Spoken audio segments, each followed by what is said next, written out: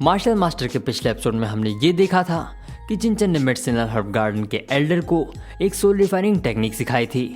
अब उसके आगे तो इस एपिसोड की शुरुआत में हम ये देखते हैं कि उस सोल रिफाइनिंग टेक्निक को सीखने के बाद में वो एल्डर काफ़ी हैरान हो जाती हैं और उनकी इसी हैरानी को देख के चिंचन मुस्कुराते हुए उन्हें बताते हुए कहता है कि एल्डर, ये तो मेरी तरफ से बस एक छोटा सा तोहफा था।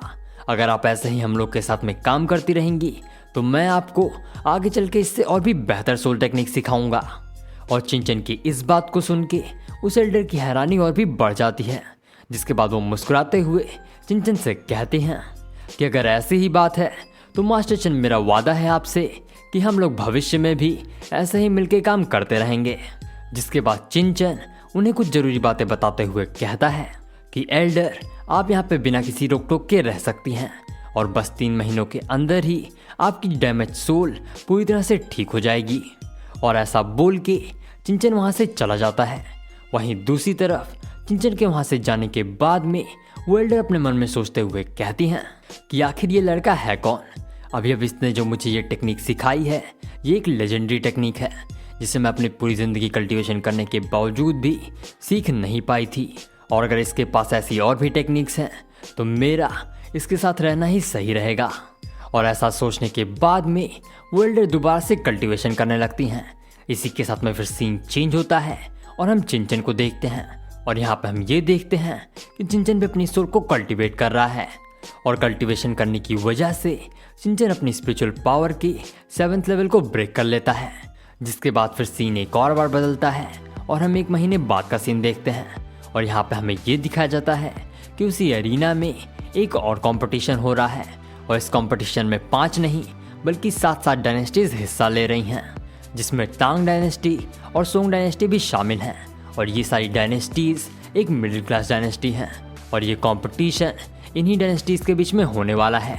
जिसके बाद डावे डायनेस्टी के सभी लोग जो कि एक मिडिल क्लास डायनेस्टी में प्रमोट हो चुके हैं, वो लोग भी उस कंपटीशन में हिस्सा लेने के लिए वहाँ पे आ रहे होते हैं। हालांकि उन सभी लोगों को वहाँ पे आता हुआ देख के ग्रेट चेन डायनेस्टी के सेक लीडर मन ही मन गुस्सा होने लगते हैं।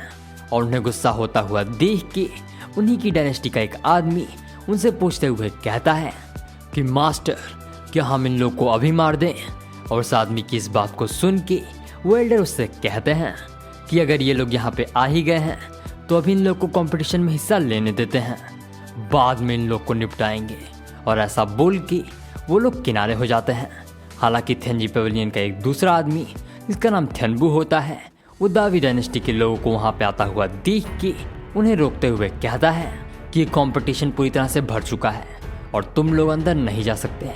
और उसकी इस बात को सुन के दावी फैमिली के ग्रेट एल्डर उसे ये बताते हैं कि वो लोग भी अब एक मिडिल क्लास डायनेस्टी बन चुके हैं और अब वो लोग भी इस कंपटीशन में हिस्सा ले सकते हैं। जिसके बाद उस एल्डर की इस बात को सुन के थेंजी पेविलियन के सेक लीडर खुद थियनहू को उन सभी लोगों को अंदर आने का ऑर्डर देते हैं।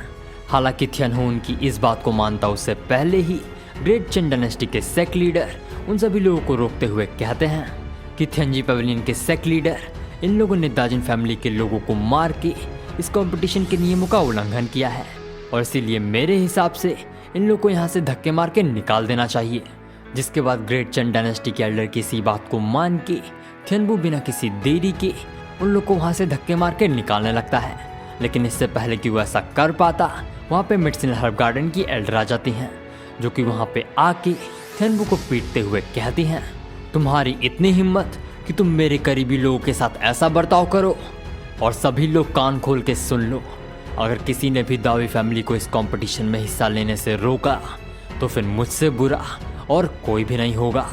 और उनकी इस बात को सुन के चेन डायनेस्टी के ग्रेट एल्डर कहते हैं कि ब्रदर ली, क्या तुम इस मामले में कुछ नहीं बोलना चाहोगे।